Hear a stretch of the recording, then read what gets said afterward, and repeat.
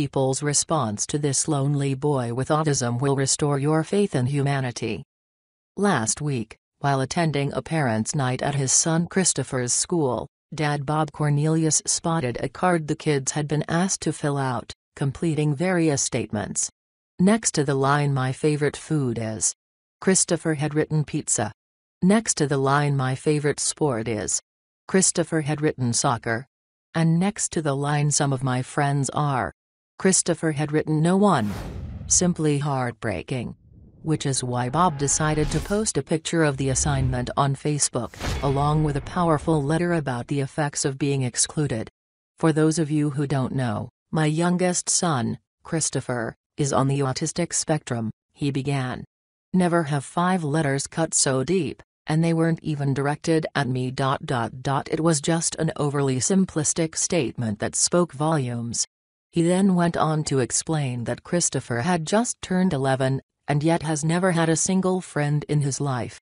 "It's clear to me that he desperately wants to be part of the group," Bob wrote. "Because even though he can't say it, he wants to be included. He wants a voice that, at the moment, he doesn't have.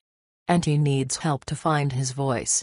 And the child that will finally reach out to him, that will help him, that will include him, will be the kindest child, the child that does the right thing by going above and beyond.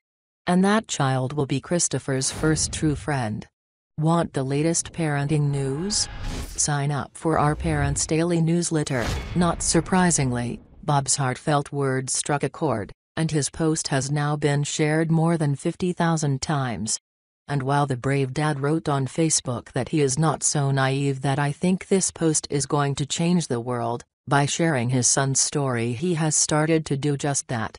In the past week, Christopher has been inundated with cards, presents, and letters from readers who want to offer the lonely boy their friendship. This is a kind act.